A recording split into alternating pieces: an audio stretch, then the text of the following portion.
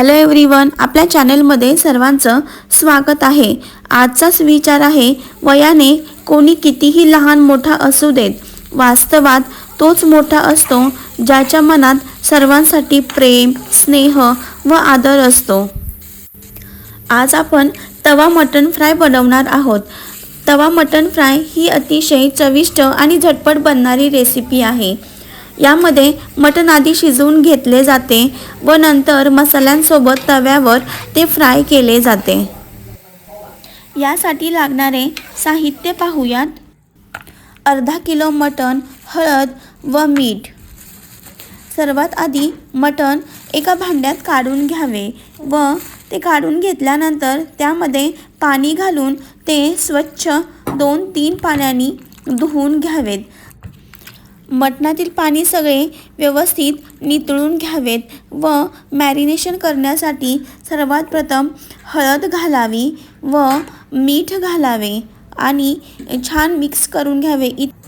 इथे मटण मॅरिनेशन करण्यासाठी मी हात किंवा स्पूनचा वापर न करता मी बाउलमध्येच असं वरती घेऊन ते मिक्स करणार आहेत। अशा पद्धतीने जर मिक्स केले तर हळद आणि मीठ मटणाच्या सर्व तुकड्यांना लागते व मॅरिनेशन आपले छान होते।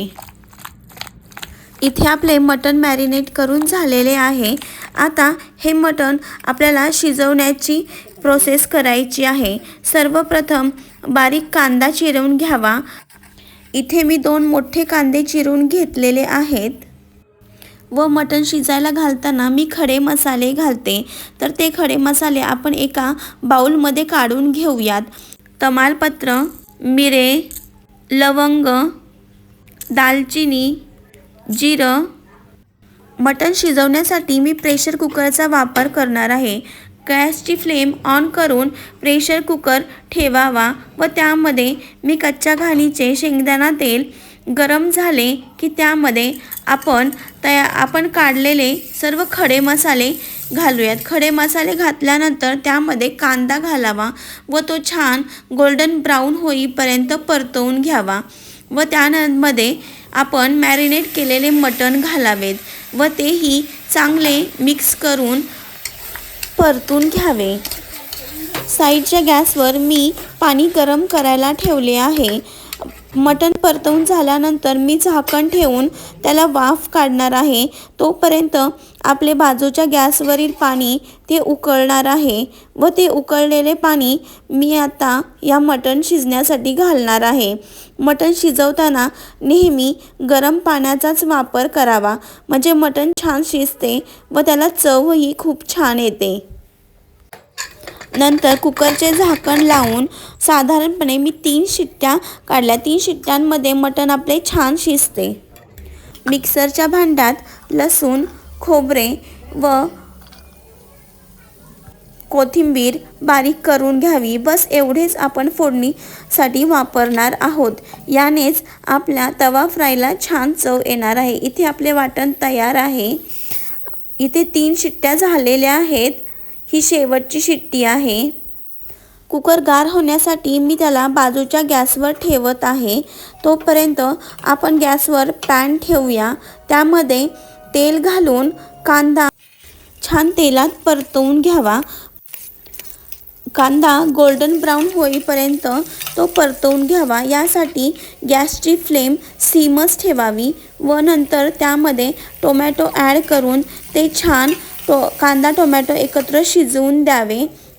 धना पावडर, गरम मसाला, लाल तिखट, घरी तयार केलेले काळे लाल तिखट व चवीनुसार मीठ, हे सर्व जिन्नस छान एकत्र मिक्स करून घ्यावेत व त्यानंतर आपण वाटण तयार केलेले लसूण, खोबरे आणि कोथिंबीर याचे मिश्रण घालावेत। आता आपण घातलेले वाटण व कांदा टोमॅटो आणि सर्व मसाले एकत्र छानसे शिजवून द्यावेत व थोडेसे त्यामध्ये शिजताना पाणी घालावेत। इथे आपला कुकर थंड झालेला आहे व साईडला आपला मसालाही शिजत आहे। आपले मटण छान आणि व्यवस्थित शिजलेले आहे। ते आता या मसाल्यामध्ये ॲड करून छानसे परतवून घ्यायचे आहे. मटण शिजायला घालताना वाफ काढून छान झाकण लावल्यामुळे 3 शिट्ट्यांमध्ये मटण अगदी आपले परफेक्ट शिजलेले आहेत. आता मध्यम आचेवर मटण मसाल्यामध्ये छानसे मिसळून घ्यायचे आहे व नंतर पाणी पूर्णपणे सुकेपर्यंत ते छान परतवून घ्यायचे आहे. यामुळे मटणाला एक छानसा स्वाद येतो व सर्व मसाले मटणाला लागतात व त्यांची एक वेगळीच चव तयार होते. शेवटी बारीक चिरलेली कोथिंबीर घालून मिक्स करावे व नंतर गॅस बंद करावा.